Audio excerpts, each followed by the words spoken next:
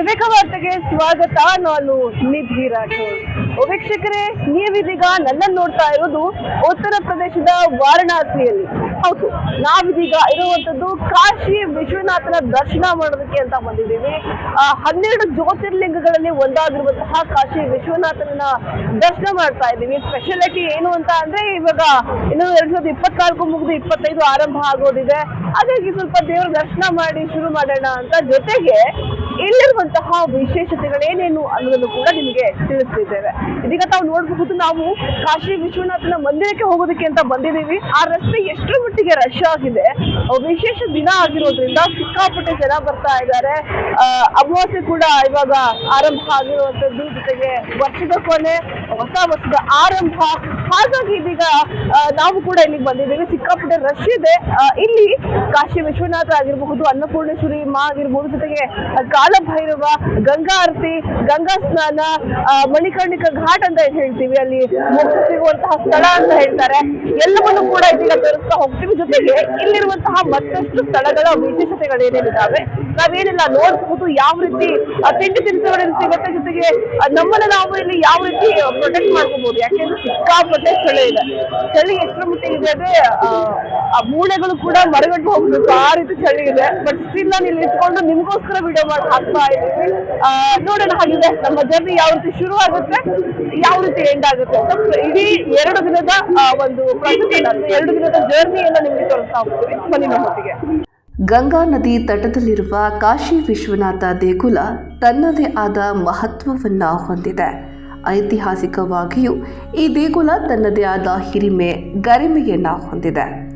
ಕಾಶಿ ವಿಶ್ವನಾಥ ದೇಗುಲ ಹಿಂದೂ ಧರ್ಮೀಯರ ಪವಿತ್ರ ಕ್ಷೇತ್ರಗಳಲ್ಲಿ ಒಂದು.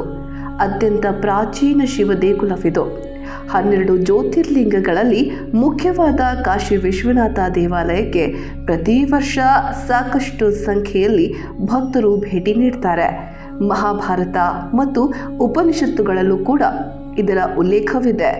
ವಾರಣಾಸಿಯಲ್ಲಿರುವ ಈ ದೇವ ಸನ್ನಿಧಿ ಭಾರತದ ಅತ್ಯಂತ ಪ್ರಸಿದ್ಧ ದೇವಾಲಯಗಳಲ್ಲಿ ಒಂದು.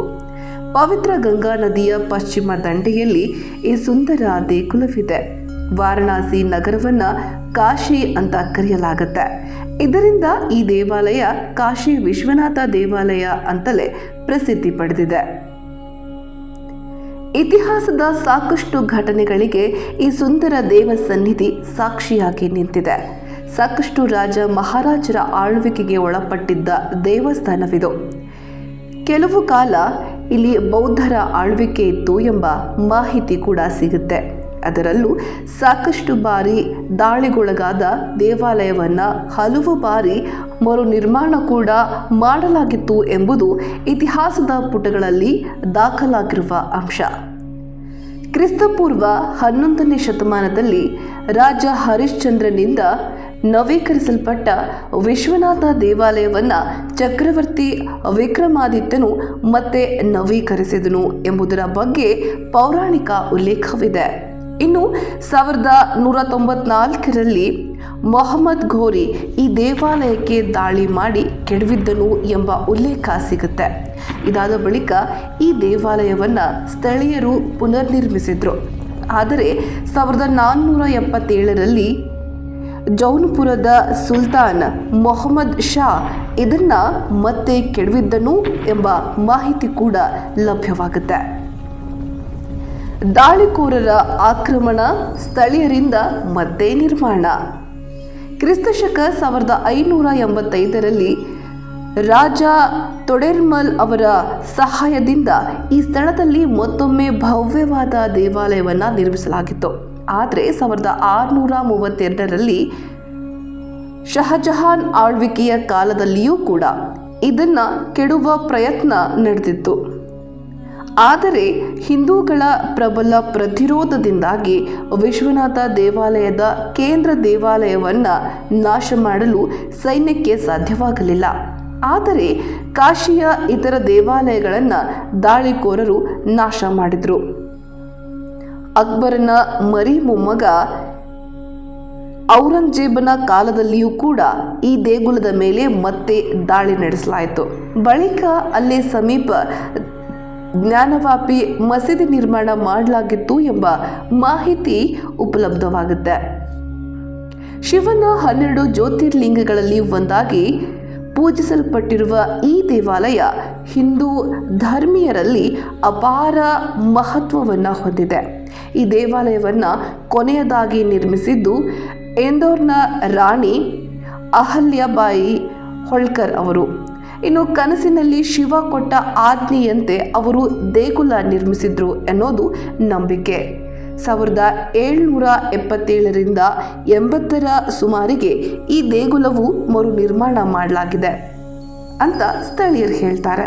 ಜೊತೆಗೆ ಪಂಜಾಬಿನ ಮಹಾರಾಜ ರಂಜಿತ್ ಸಿಂಗ್ ರವರು ಇಲ್ಲಿಗೆ ಚಿನ್ನದ ಮೇಲ್ಛಾವಣಿಯನ್ನ ಮಾಡಿಸಿದ್ರು ಎಂಬ ಉಲ್ಲೇಖ ಕೂಡ ಸಿಗುತ್ತೆ.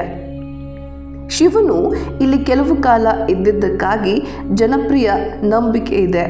ಹೀಗಾಗಿ ಇದನ್ನ ಶಿವ್ ಕಿ ನಗರಿ ಅಂತಲೂ ಕೂಡ ಕರೀತಾರೆ. ಇಷ್ಟಾರ್ಥಗಳ ಸಿದ್ಧಿ. ಈ ದೇವಾಲಯವು 3 ಚಿನ್ನದ ಗುಮ್ಮಟಗಳನ್ನು ಹೊಂದಿದೆ. ಹೀಗಾಗಿ ಕಾಶಿ ವಿಶ್ವನಾಥ ದೇಗುಲವನ್ನು ಸುವರ್ಣ ದೇವಾಲಯವೆಂದಲೂ ಕೂಡ ಕರೆಯಲಾಗುತ್ತೆ.